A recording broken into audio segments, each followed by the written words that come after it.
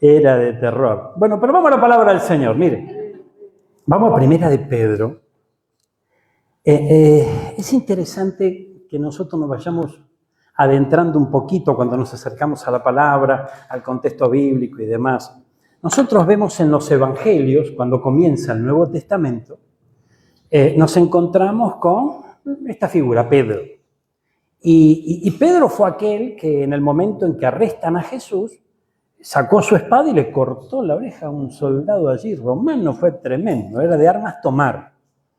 Y bueno, eso denota un carácter impulsivo, ¿verdad? Alguien que se llevaba todo por delante y demás. Pero el Señor fue trabajando en él. Y cuando abordamos las cartas de Pedro, que son dos, Primera y Segunda de Pedro, ya nos encontramos con un Pedro un poco más nivelado, ¿no? Un poco más prudente. Nos encontramos ya con, obviamente, algunos añitos más, parte del camino ya recorrido, que lo hizo crecer, lo hizo desarrollar espiritualmente hablando. Y fíjense que es muy importante lo que él declara, lo que él nos transmite a través de estas cartas. Por eso se las recomiendo. Las cartas de Pedro son muy importantes para nuestro desarrollo, ¿verdad? Como creyentes en Cristo Jesús. Vamos a Primera de Pedro, capítulo 1. Tengo la Nueva Traducción Viviente aquí, mirá, para que podamos ver. La carta de Pedro comienza con, toda carta con una salutación, con unos saludos, ¿no es cierto? Pero a partir del versículo 3, dice algo importante que todos nosotros debemos comprender. Mire, dice renacidos. ¿Qué significa renacidos? Volver a nacer. Y esto es algo que es necesario que se nos revele en nuestro corazoncito. Porque usted y yo ya nacimos, ¿o no? ¿Cuántos nacieron acá? Todos nacimos. ¿Cómo podemos volver a nacer? Bueno, se nace nuevamente del Espíritu. El hombre es tripartito.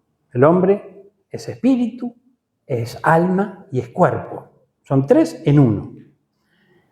Ahora fíjense qué tremendo, porque cuando nosotros nacemos, biológicamente hablando, en esta tierra, usted sabe que nos alcanza ese pecado, al que le llaman pecado original, el pecado de, ¿no?, el primer hombre, la primera mujer y demás.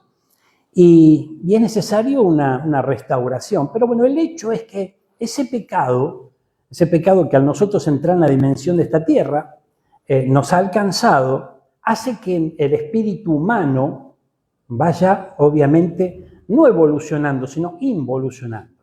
Sino que, ¿de dónde viene el espíritu? El espíritu viene de Dios.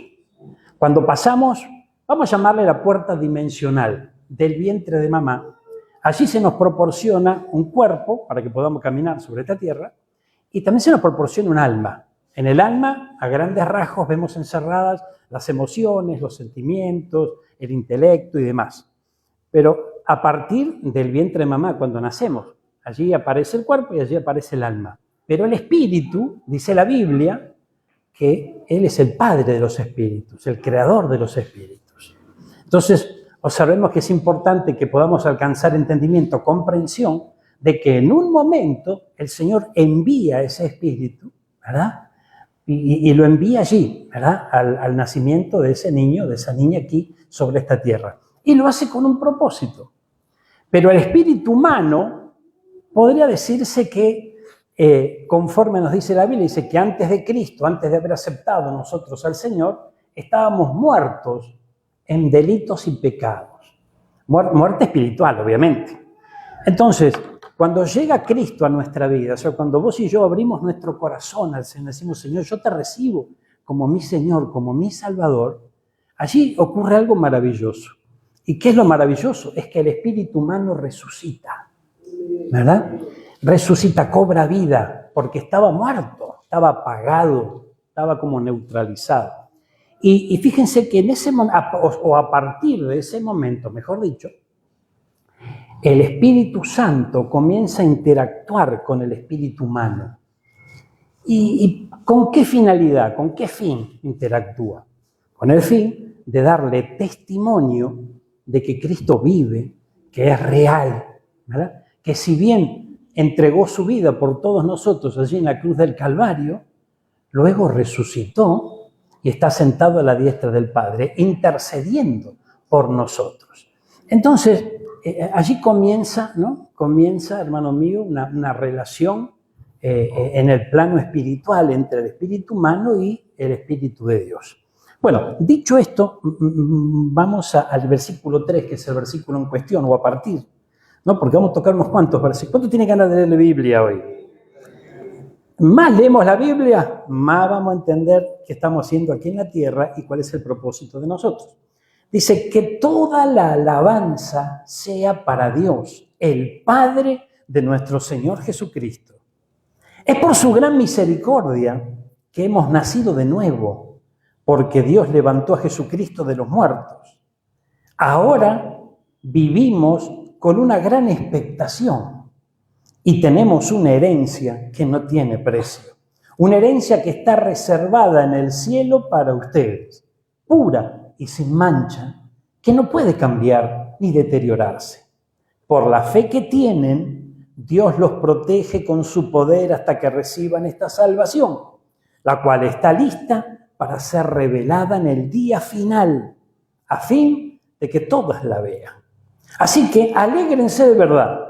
Les espera una alegría inmensa, aunque tienen que soportar muchas pruebas por un tiempo breve.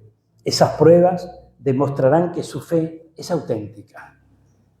Ahora, fíjense qué tremendo, ¿no? Gloria a Dios. Aquí nos está hablando de la verdadera esperanza nuestra, la del creyente, ¿verdad? Que está basada en ¿qué? En esa promesa maravillosa de vida eterna. Y esto necesitamos acentuar esto, tenerlo presente, porque nosotros corremos el riesgo de tal vez a nuestra vida, que puede tener alguna que otra necesidad, puede tener alguna que otra dificultad, agregarle el Evangelio de Cristo, porque entendemos que con Cristo se vive mejor, se puede ser feliz, es buena gente, ¿no? Todo macanudo, pero no pasa por ahí la cosa. No es cuestión de agregar a Cristo a nuestra vida, sino de rendir nuestra vida a Cristo.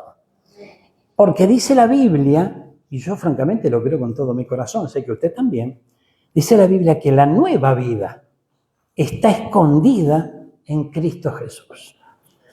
La misión nuestra es descubrir esa nueva vida. Y vaya que cuando empezamos a descubrirla le encontramos verdadero sentido a nuestro caminar sobre esta tierra. En este orden de ideas, fíjense, acompáñenme, seguimos en el capítulo 1 de Primera de Pedro, en donde se nos hace saber, para que podamos tomar conciencia del tiempo que vivimos. Es muy importante. La Biblia dice en el libro de Eclesiastés, todo tiene su tiempo. Está en nosotros que podamos discernir esos tiempos para comprender lo que vivimos, lo que dejamos de vivir, lo que tenemos por delante y lo que dejamos atrás.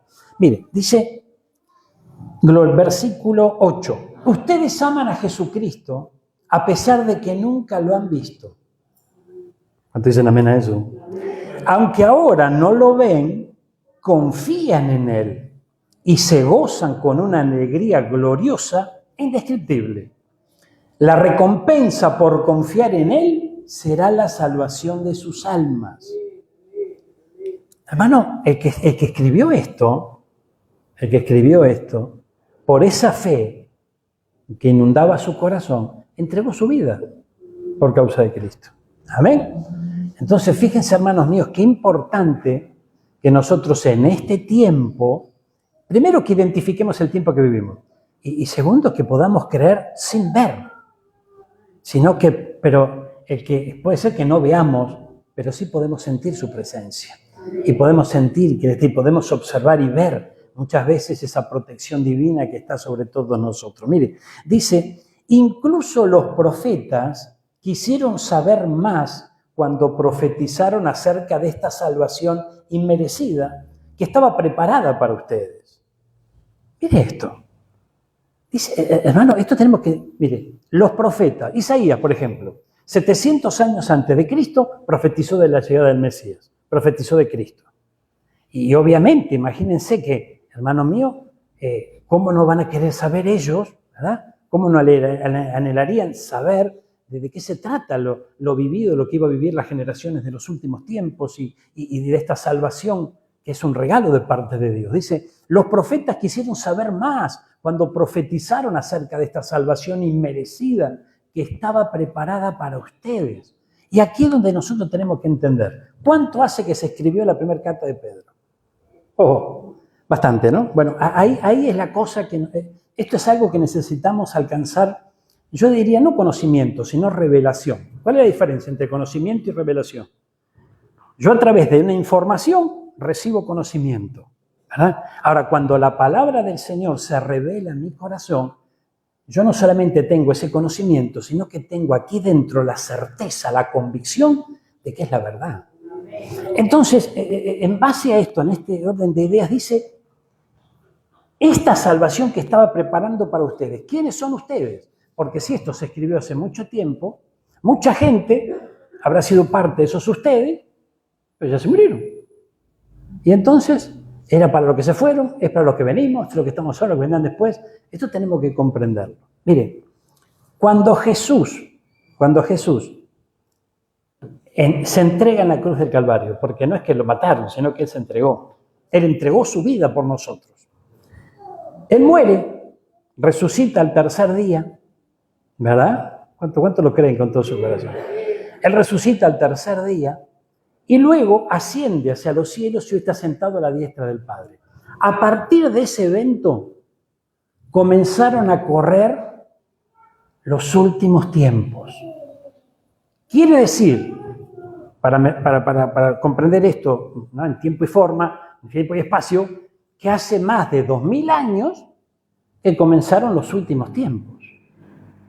Claro, para nuestra razón es medio difícil entenderlo, porque los últimos tiempos a nosotros nos suena como un lapso breve de tiempo. Bueno, no, pero así lo extiende el Señor. ¿Y por qué razón? Miren, fíjense, si nosotros nos vamos a Segunda de Pedro, vamos a Segunda de Pedro, mira, la segunda carta de Pedro. Segunda de Pedro, capítulo 3, versículo 8. Aleluya.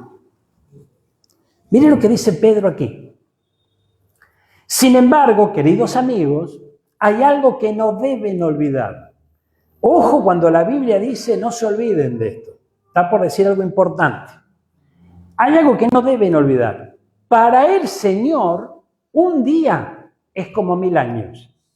Y 1000 años como un día. En realidad, no es que el Señor sea lento para cumplir su promesa. ¿Cuál es la promesa? Que Él vendría por su iglesia. La promesa de su segunda venida. Bueno, al contrario, es paciente por amor a ustedes. No quiere que nadie sea destruido y quiere que todos se arrepientan. ¿Qué está diciendo Pedro aquí? Pedro está certificando lo que la Biblia nos dice en los profetas. ¿Qué dice? Los tiempos del Señor no son como los nuestros. ¿Por qué? Porque nosotros, los humanos, estamos en esta tierra sujetos a tiempo y espacio, pero en la eternidad no hay tiempo. ¿Y cómo es algo sin tiempo? Y es difícil para nosotros poder comprender cómo no hay tiempo. No hay tiempo. Es eterno. Él es el principio, Él es el fin. En la eternidad no hay tiempo, no hay reloj. No hay almanaque, no hay tiempo. Entonces, fíjense, Pedro dice, un día es como 1000 años. 1000 años nuestros, un día de Él. Claro, entonces, ayúdenme a sacar las cuentas que matemáticas siempre me las llevé a marzo. Un día, 1000 años. 2 días, 2000 años. ¿Cuánto llevamos de la muerte de Cristo? 2020, ¿cuánta? 2026, por ahí andamos. Bueno. Un día, 2 días, ¿qué día estamos transitando? El tercero. Entonces aquí viene la explicación para que podamos comprender lo que decía Pedro en su primera carta. Volvamos otra vez. Dice, el capítulo 1, versículo 10. Incluso los profetas quisieron saber más cuando profetizaron acerca de esta salvación inmerecida que estaba preparada para ustedes.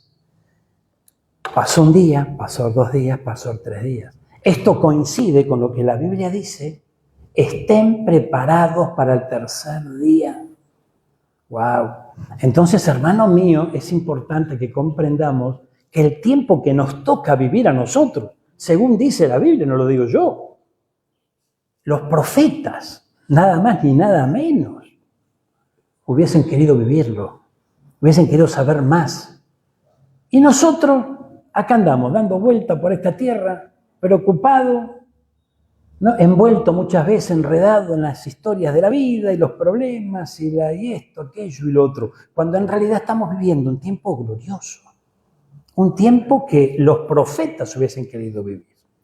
Entonces, vamos a seguir por esta línea en esta tarde, gloria a Dios. El versículo 11 del capítulo 1 de 1 de Pedro, donde estamos, dice, se preguntaban, ¿quiénes? Los profetas, se preguntaban a qué tiempo y en qué circunstancias se refería el Espíritu de Cristo que estaba en ellos, cuando les dijo de antemano sobre los sufrimientos de Cristo y de la inmensa gloria que después vendría. O sea, esos profetas se preguntaban en qué tiempo iba a ocurrir esto. Gloria a Dios. Si ya pasó un día, ya pasó 2 días, estamos en el tercer día, este es el tiempo. Si bien los últimos tiempos comenzaron desde la ascensión de Cristo, vamos a hablar por ahí, vamos a empezar el comienzo por ahí, hasta hoy, pero podríamos decir, para más o menos ubicarlo, porque nosotros todos le ponemos tiempo, podríamos decirse que estamos en las primeras horas del tercer día, ¿verdad? Primeras horas del tercer día. Pero resulta que la Biblia dice que el tercer día Él volverá, y nadie sabe la hora. Pero lo importante es que estemos preparados para cuando Él venga, ¿verdad? Y eso es importante. Fíjense, cuando comenzamos recién esta palabra, gloria a Dios, dice el capítulo 3 del versículo 1, que toda la alabanza sea para Dios. Lo que nosotros hacemos aquí cuando nos reunimos es alabar a nuestro Señor. No es que aquí nos reunimos a cantar unas canciones. Aquí vamos a alabar a nuestro Señor, a adorar a nuestro Dios. Y cuando abordamos las instancias estas de la palabra, no es que usted vino a escuchar al pastor Enrico. Ese no lo escuche. Lo que usted vino a escuchar es la palabra de Dios. ¿El Señor va a utilizar un hombre? Sí, hoy me puede utilizar a mí, mañana vos, pasado. O sea, pero la palabra es de Él. Y fíjense qué tremendo, porque esto consta de 66 libros, maravillosos, poderosos. No fueron todos escritos correlativamente. Hay diferencia de miles de años, de cientos de años entre uno y otro. Pero coinciden impresionantemente cada uno de ellos. ¿Por qué? Porque el Espíritu Santo es el que inspiraba a estos hombres de Dios a poder escribir esto. Y esto es maravilloso para el que lo cree. El que cree será salvo, dice la vida. La palabra del Señor. Amén. Bueno, seguimos un poquito, no quiero aburrirlos en este día, pero todo tiene su tiempo. Decirle que está lo tuyo, todo tiene su tiempo, no te apures, mira. Vamos ay Dios mío, gracias Jesús. Al capítulo, ¿cuántos? 5 tiene este? 5. Mire, gloria a Dios. Fíjense, capítulo 5, veamos el versículo, gloria a Dios, 7. En la primera carta de Pedro. Dice, pongan todas sus preocupaciones y ansiedades en las manos de Dios, porque Él cuida de ustedes. Esto es importantísimo, hermano. Pongan todas sus preocupaciones y ansiedades. Gloria a Dios. Yo les contaba recién que me besuqueaban todo cuando llegué a la iglesia. Pero una de las cosas que me decían cuando yo llegué a la iglesia, los primeros días, y se extendió por unos cuantos tiempos más, es descansar en el Señor. Vos tenés que descansar en Dios. Me estaban diciendo, vos tenés que confiar en Dios. Vos tenés que tomar esas preocupaciones o todo lo que ¿no? te preocupa, todo lo que te pone mal y ponerlo en las manos de Dios y dejar que Él obre. ¿Verdad? Pero obviamente eso nuevamente necesita ser revelado en nuestro corazón, porque usted y yo confiamos en un Dios invisible. ¿Cómo hace para poner sus preocupaciones en la mano de un Dios que usted no ve? Para la razón es imposible. Amén. Para la razón, pero no por la fe. Y usted sabe qué tremendo, porque me pasé años yo rezongando, decía mi abuelo con esto, porque yo veía que los demás hermanos, todos me decían lo mismo. Descansa en el Señor, entregale tus problemas al Señor, entregale tus... Y yo digo, ¿cómo hacen esto ¿cómo es? ¿Qué hay que hacer? Gloria a Dios. Y por ahí uno venía y me explicaba y me decía, mirá, a través de la oración hablamos con Dios. Nosotros hablamos con Él a través de la oración, Él nos habla a través de su palabra. Bueno, hasta ahí más o menos yo lo puedo entender. Pero la cuestión era cómo entregarle a Dios mis problemas y descansar en Él. El hombre, y la mujer también, nosotros no estamos preparados para entregar algo que creemos que tenemos que solucionar nosotros, entregárselo a otro para que se encargue. Salvo que sea alguien que, dice, viene Trump acá y te dice, no te hagas problema que yo te voy a solucionar todos los problemas, ¿no? Milei no me animo porque no le confío, pero ponele Trump el poderoso, listo, soluciona el problema. Bárbaro, yo descanso porque Él es poderoso, Él es grande. Resulta que nosotros tenemos un Dios poderoso. Tenemos un Dios grande y poderoso que puede y quiere darnos solución a nuestra problemática. ¿Cuánto entienden esto? Seguimos aquí, miren, acompáñenme, mi gloria a Dios. Estamos en 1 de Pedro, en el capítulo 5, versículo 7. Miren el 8. Estén alerta, cuídense de su gran enemigo el diablo, porque anda al acecho como un león rugiente, buscando a quien devorar. Manténganse firmes contra él y sean fuertes en su fe. Recuerde que su familia de creyentes en todo el mundo también están pasando por el mismo sufrimiento.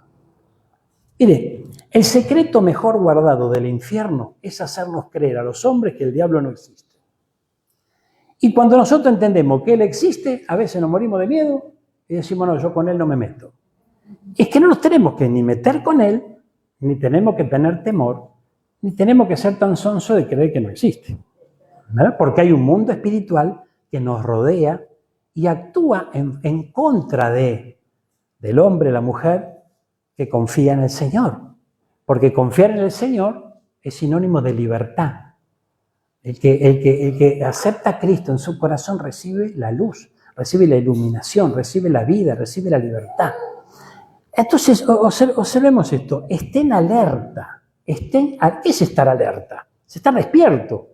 Yo no digo que nosotros, porque hay creyentes que ven demonios por todos lados y no, tenemos que ser sobrios, tenemos que comprender que no es por ahí la cosa.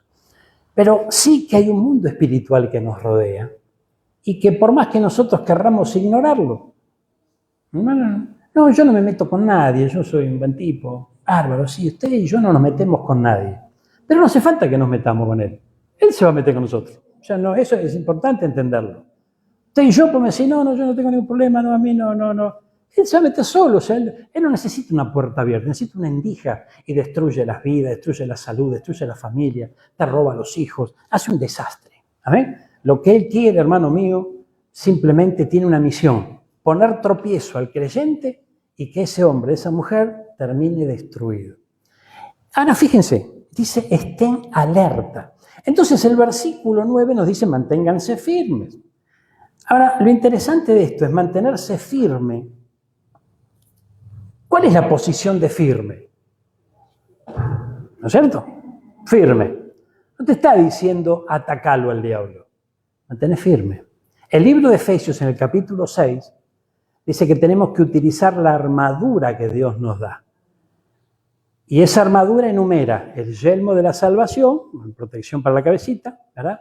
La coraza de protección para el tórax, ¿verdad? El escudo de la fe,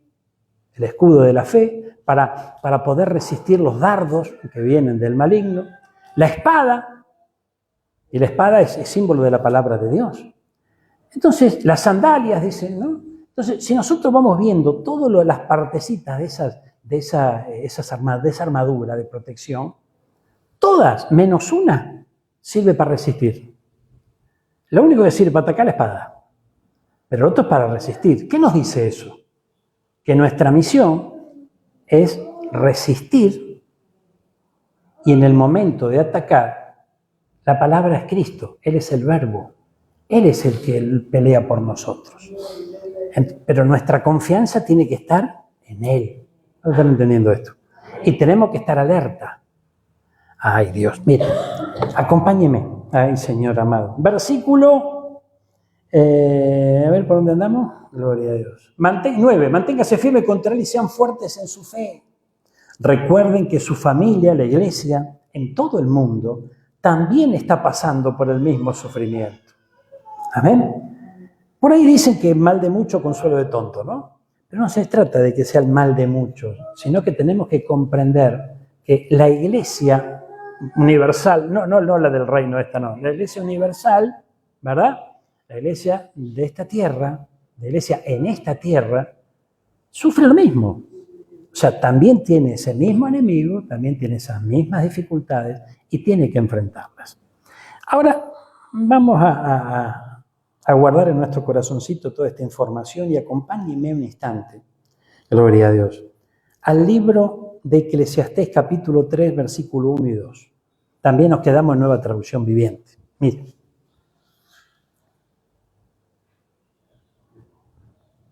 Gracias, Señor. Dice, hay una temporada para todo, un tiempo para cada actividad bajo el cielo, un tiempo para nacer y un tiempo para morir, un tiempo para sembrar y un tiempo para cosechar, y de ahí en adelante comienza a enumerar una serie de 28 tiempos.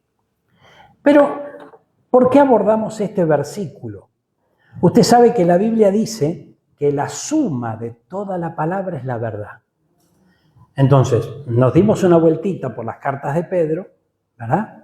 Pero no vamos a solamente recibir la instrucción de Pedro únicamente, sino de toda la palabra del Señor, porque es la suma de la verdad. Aquí nos dice, hay una temporada para todo y hay un tiempo para cada actividad. La otra versión dice, todo tiene su tiempo, dice la Reina Valera 60, ¿verdad? A veces vamos abordando, ¿qué dice TLA? Fíjate la traducción en lenguaje actual. Hay un tiempo para todo. En esta vida, todo tiene su momento. Hay un tiempo para todo. Hoy nacemos, mañana morimos. Hoy plantamos, mañana cosechamos. ¿Verdad? Y así, etcétera. Después usted se lo lee en su casa y va a ver qué bendición tan grande.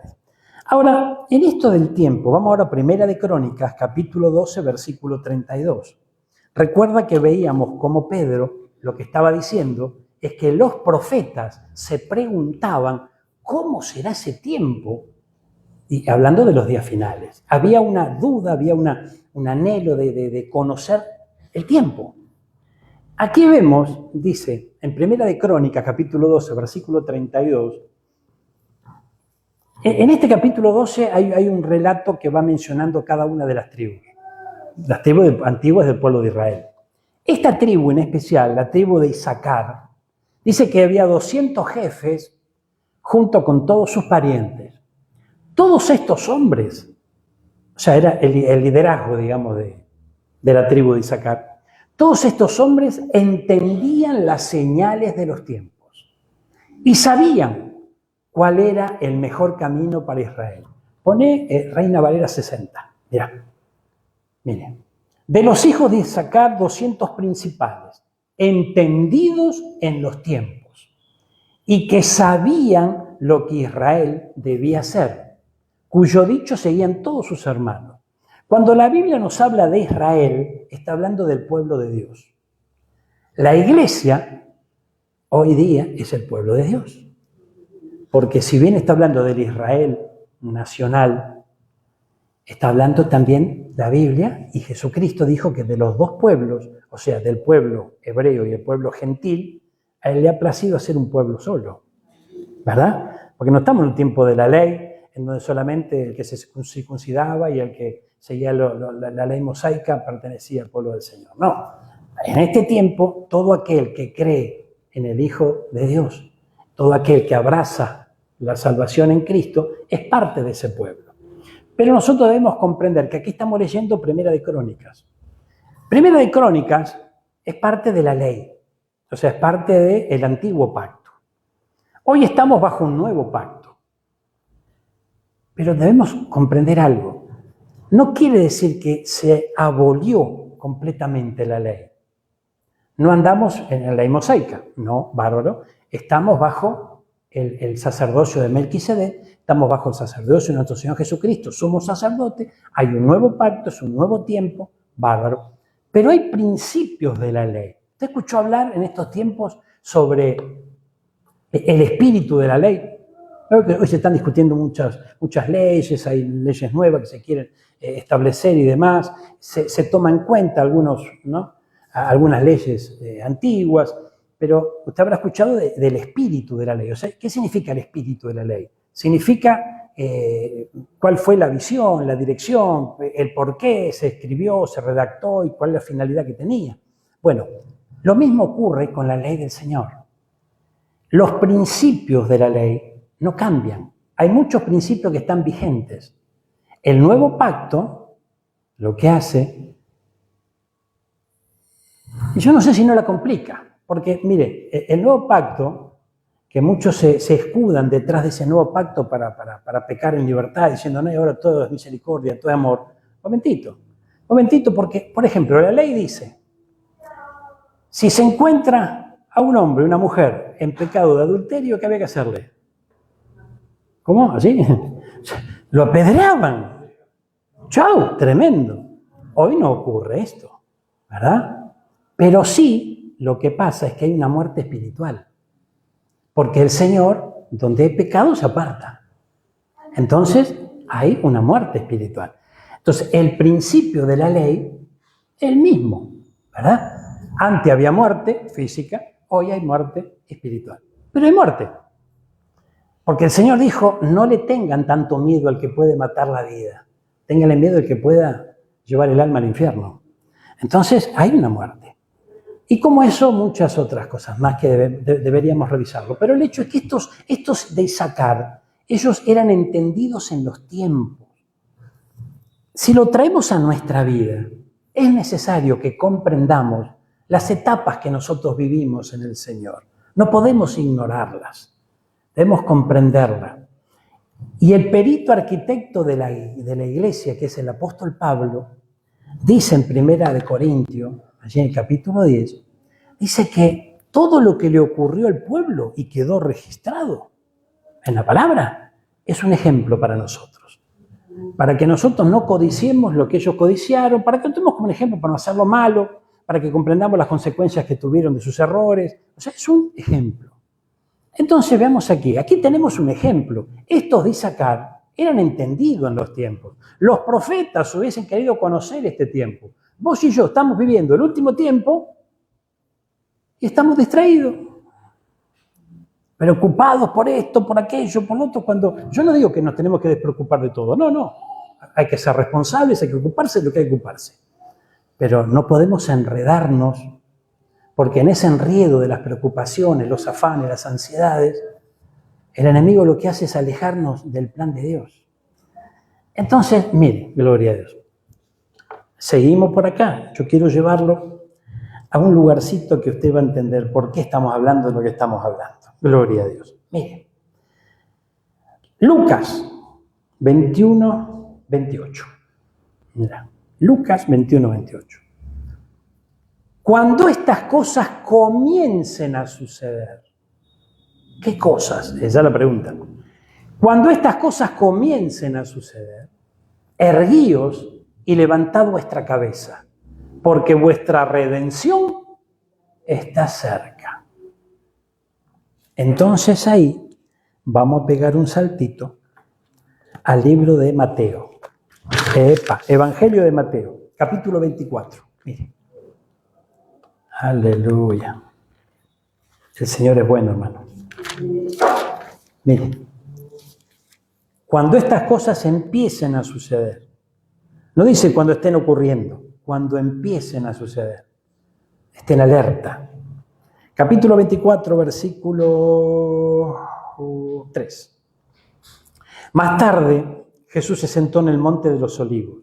Sus discípulos se acercaron en privado y le dijeron, Esto es importante, es un detalle importante. ¿Por qué razón? Usted sabe que Jesús le hablaba al pueblo y a las multitudes en parábolas, pero a los suyos, a los discípulos, les explicaba las parábolas, ¿verdad? Y le hablaba en otros términos y con mayor profundidad y mayor revelación. Entonces dice que se sentó en el Monte de los Olivos con sus discípulos.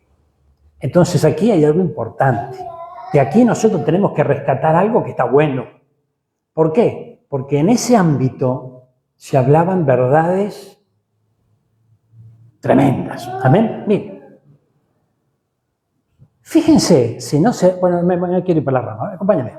Dice, dinos, dijeron los discípulos, ¿cuándo va a ocurrir todo esto? ¿Qué señal marcará tu regreso y el fin del mundo? Creo que el hombre siempre está esperando que venga el fin del mundo, que venga el fin del mundo, el fin del mundo, el fin del mundo. Bueno, la Biblia habla de eso. Miren, dice, Jesús les dijo, con respecto al último tiempo, con respecto al tercer día, con respecto a los días finales, con respecto a este tiempo que estamos viviendo. Jesús les dijo, no dejen que nadie los engañe. Vamos a detenernos aquí. Quiere decir que Jesús dijo, estén alerta, porque en los últimos tiempos será un tiempo de engaño. ¿Usted se dio cuenta de las noticias falsas que hay hoy? Es impresionante. Es más, toda esta llegada que todos aplaudimos y hasta nos divertimos haciendo caricaturas, ¿no? Y preguntándole cosas al chat y demás, la inteligencia artificial es una bendición grande, bárbaro. Bienvenida sea la tecnología. Pero fíjense que gracias a esa tecnología está lleno de noticias falsas. Es tremendo. Y no sé si usted se acerca a los portales en internet, ve las noticias, los titulares, después de la noticia no dice nada de eso, pero los titulares en rojo y con... ¿no? ¿Qué está pasando? Es tremendo. Entonces, el último tiempo es un tiempo rodeado de engaño. El engaño lo vamos a tener en nuestra sociedad, lo vamos a tener en nuestras autoridades, lo vamos a tener en todo ámbito, aún en la iglesia. Aún en la iglesia. Eso sería lo más triste, ¿verdad? Pero bueno, eso es así, gloria a Dios.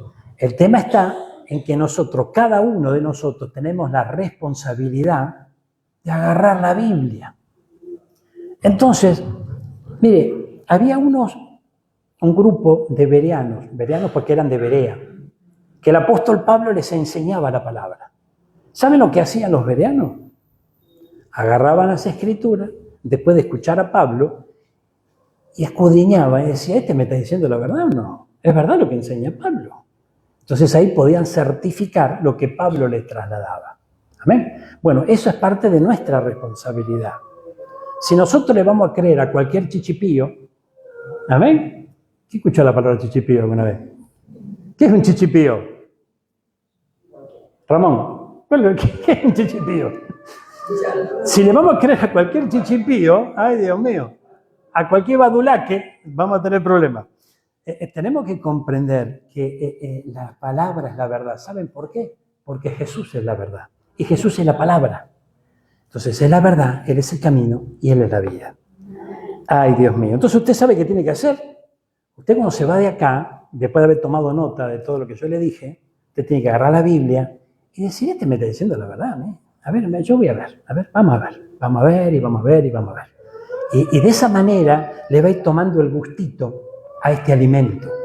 Porque dice la palabra que no solo de pan vive el hombre, sino de toda palabra que sale de la boca de Dios. O sea, nos sustenta la palabra. Amén.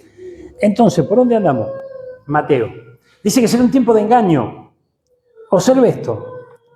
No dejen que nadie los engañe, porque muchos vendrán en mi nombre y afirmarán yo soy el Mesías. Bueno, por acá por las calles de Mar del Plata tenemos uno, ¿lo vieron? Ese que está vestido de blanco y dice que es Jesús y qué sé yo, bueno.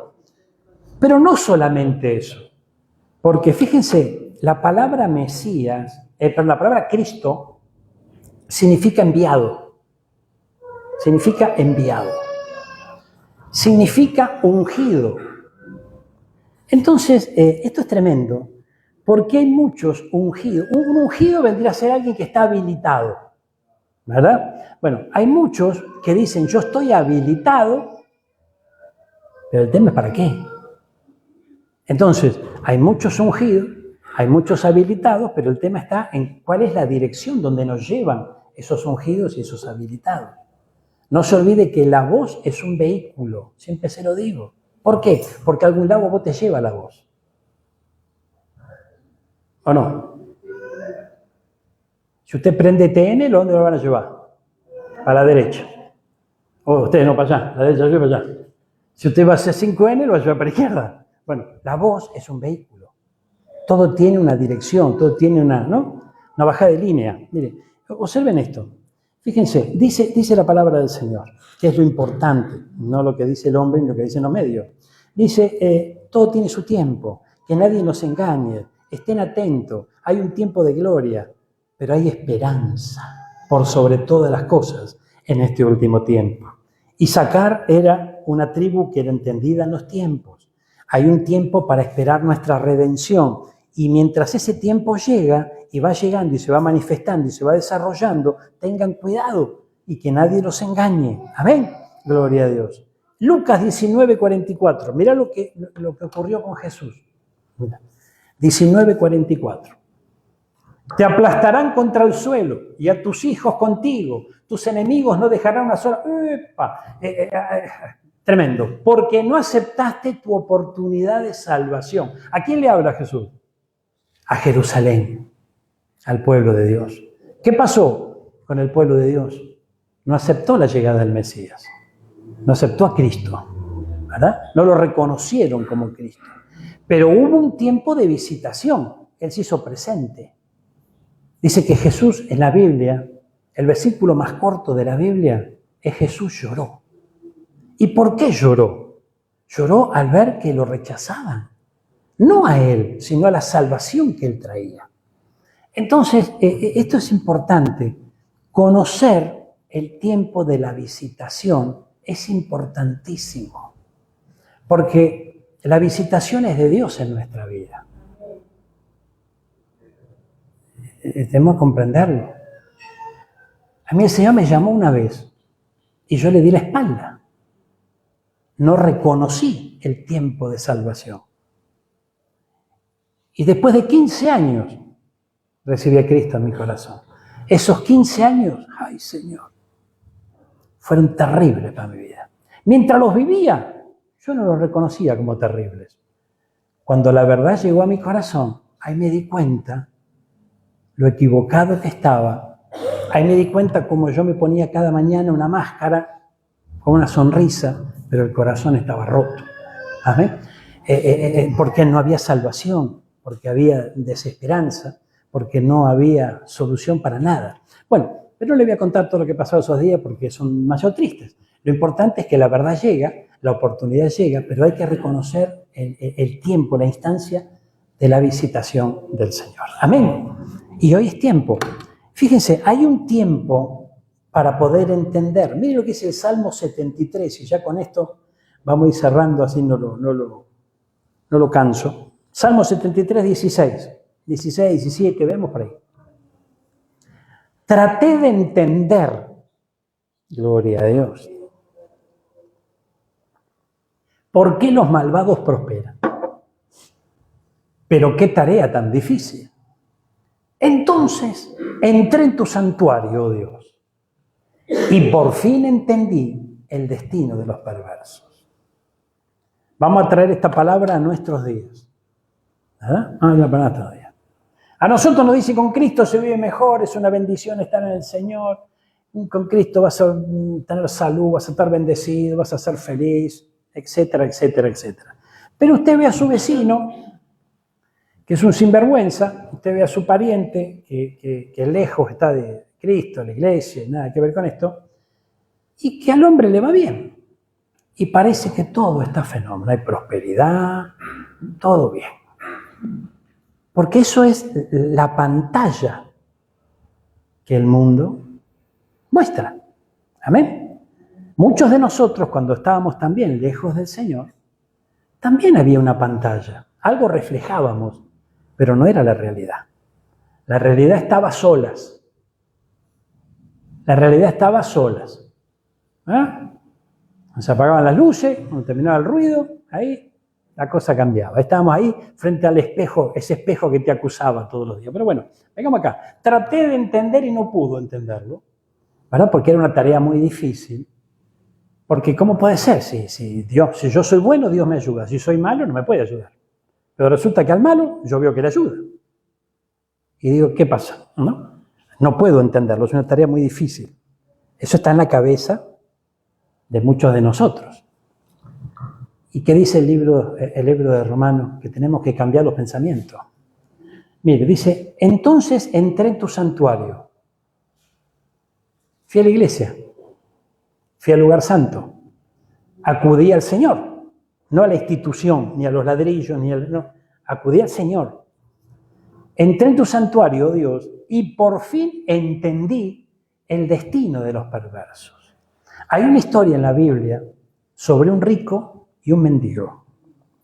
El rico estaba de banquete en banquete, fiesta en fiesta todos los días, y en la puerta de su palacio había un mendigo que le tiraban alguna que otra migaja.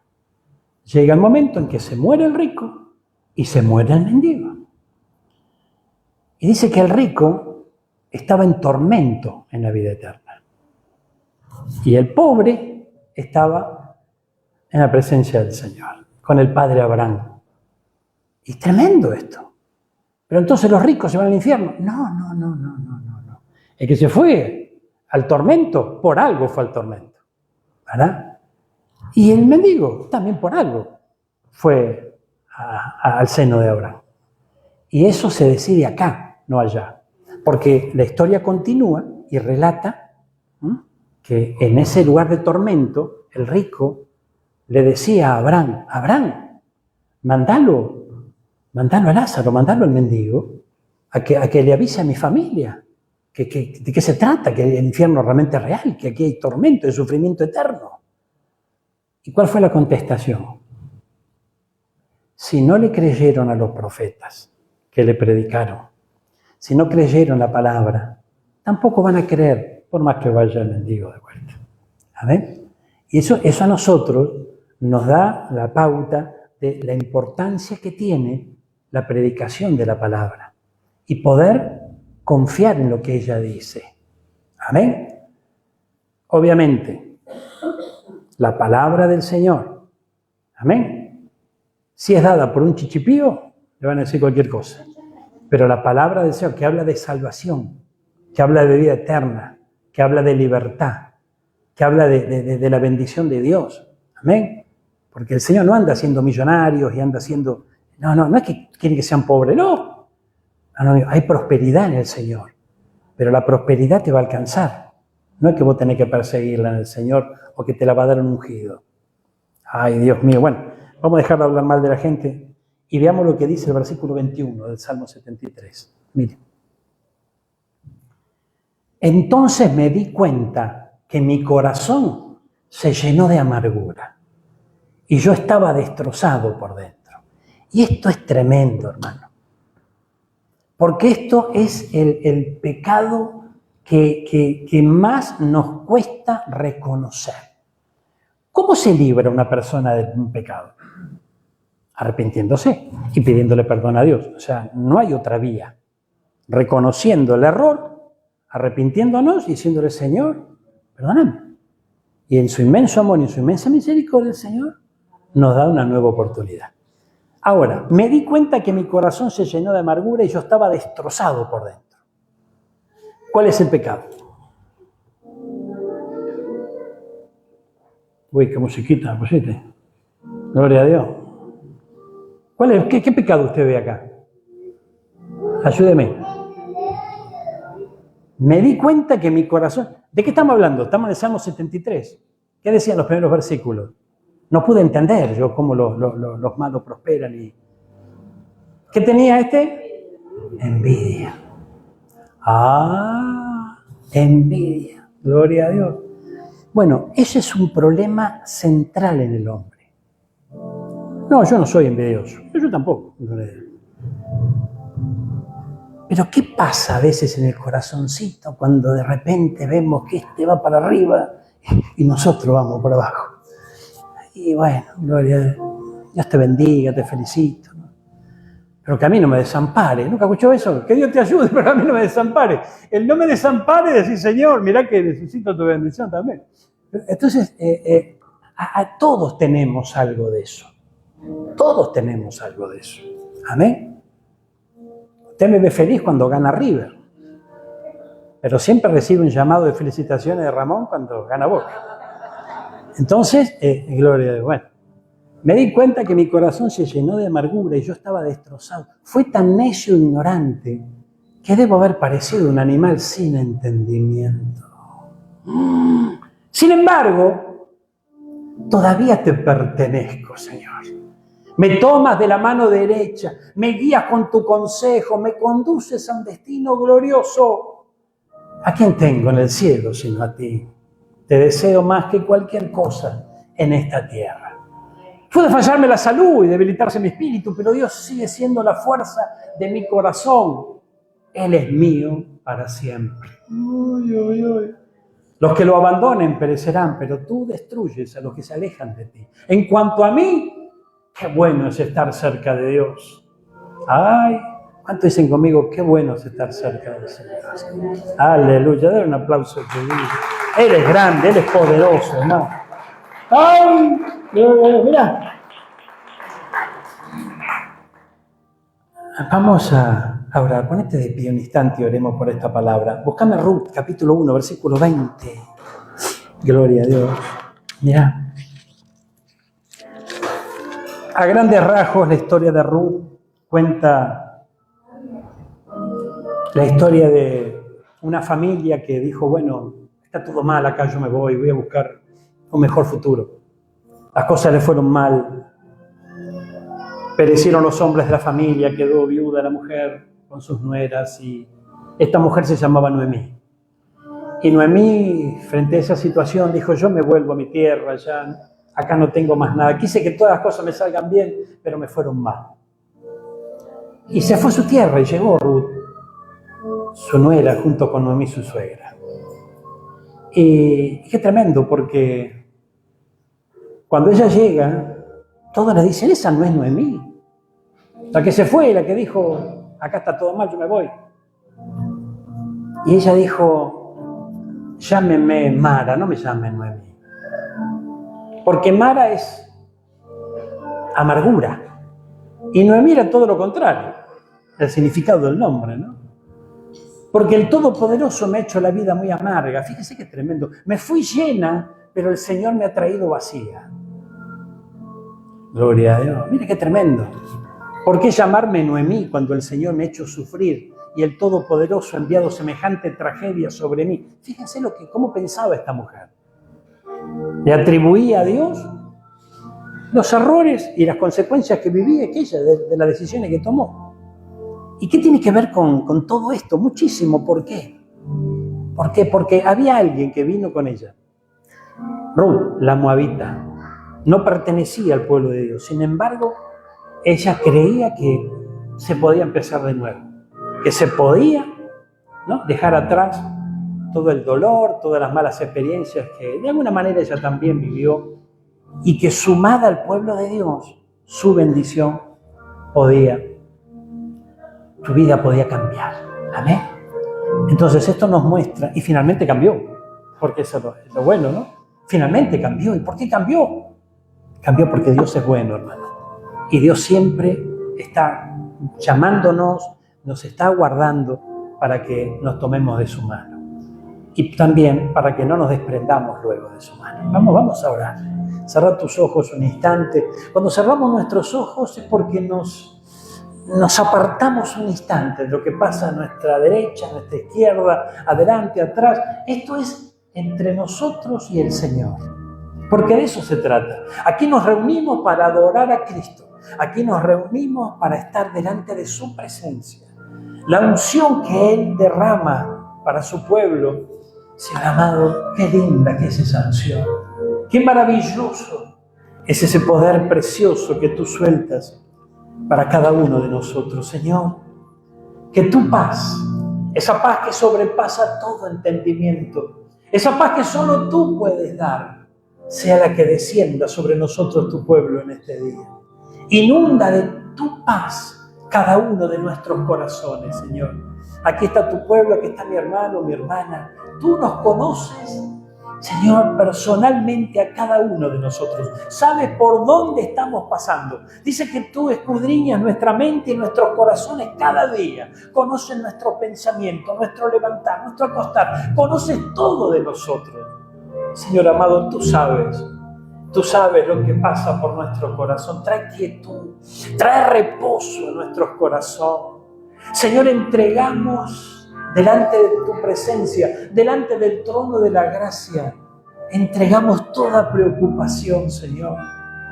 Volcamos toda ansiedad a tus pies, Señor amado, y pedimos tu ayuda, pedimos tu asistencia. Te necesitamos, Señor. Extiende tu mano poderosa hacia nosotros. Así como un día tomaste a Pedro de las aguas y lo levantaste porque se ahogaba, también nosotros te necesitamos a ese nivel, Señor. Extiende tu mano y levántanos en este tiempo. Lo dice la Biblia, lo creemos con todo nuestro corazón. Alejados de ti, nada podemos hacer. Pero también dice la Biblia que tomados de tu mano, podemos hacer proezas, Señor, porque tú eres un Dios bueno, un Dios poderoso, un Dios que pelea por nosotros, y más grande es el que está con nosotros que el que está en contra de nosotros. En este tiempo de engaño, en este tiempo en donde es difícil comprender lo que es verdad de lo que es mentira, discernir de lo que es bueno y lo que es malo, tiempos peligrosos, hoy nosotros discernimos los tiempos. Es tiempo de tomarse de Cristo, es tiempo de confiar en Él, es tiempo de poder elevar nuestra mirada hacia los cielos, porque de allí viene nuestra redención. Pronto viene el Señor en búsqueda de su iglesia, en búsqueda de tu vida, de la mía, mi hermano. Este es el tiempo que ha preparado el Señor, un tiempo de gloria para su iglesia, un tiempo complejo para este mundo. Que Dios nos ayude y que podamos estar en el momento exacto, en el lugar correcto, en el tiempo oportuno. Señor, yo bendigo a tu pueblo, bendigo a mi hermano, a mi hermana, la bendigo en el nombre del Padre, del Hijo, de tu Santo Espíritu, y confío con todo mi corazón que tras esta bendición sacerdotal está tu bendición, esa bendición que desciende y que nosotros tomamos con todo nuestro corazón, en el nombre del Padre, del Hijo y de tu Santo Espíritu. Amén y amén. Dale un fuerte aplauso a Dios. ¡Aleluya! ¡Gloria a Dios! ¡Qué lindo es el Señor!